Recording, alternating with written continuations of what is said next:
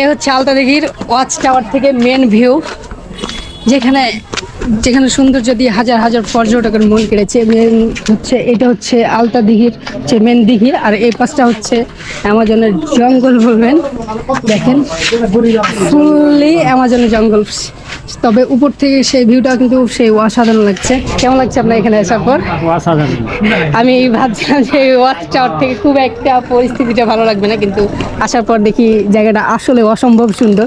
তার কারণ এখান থেকে যেহেতু পুরো ভিউটা পাওয়া যাচ্ছে, তাই সৌন্দর্যটা আরও বৃদ্ধি পেয়েছে।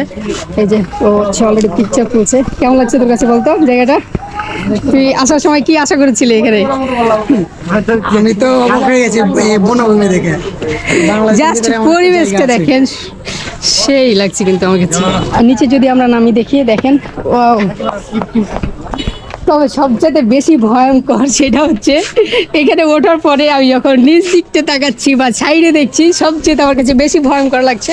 তার কারণ এটা অনেকটা নিচা। তারপর এটা কতটুকু হবে? 1 তলা 2 তলা 3 4 থেকে 5 তলা মতো উঁচা হবে। দাঁড়াও সব দাঁড়াও, Just ভিউটা দেখেন অসাধারণ। ভাইয়া আর কেমন লাগতো আপনার বলেন তো একটু? যাক, ভাইয়া একটু টেনশনে ছিল, এখন মন মানসিকতা একটু পরিবর্তন হোক, আমরা এটাই চাই। তো যারা প্রকৃতি প্রেমী আছেন তারা বিশেষ করে এখানে আসবেন, এই ভিউটা দেখবেন চারিদিকটা যে আসলে কতটা সুন্দর। তো হচ্ছে আমরা এখন নিচে নামছি, যেহেতু আমাদের এখানে আসা প্রায় আধা ঘন্টা মতো হয়ে গেল। এখন আমরা এখানে আর দেরি করবো না, টিপ টিপ বৃষ্টি পড়ছে। আমরা ওই দিঘির আশেপাশে যাবো, দিঘি একটু আসেন, তাড়াতাড়ি আসেন। সো আমরা এখন নিচের দিকে নামছি।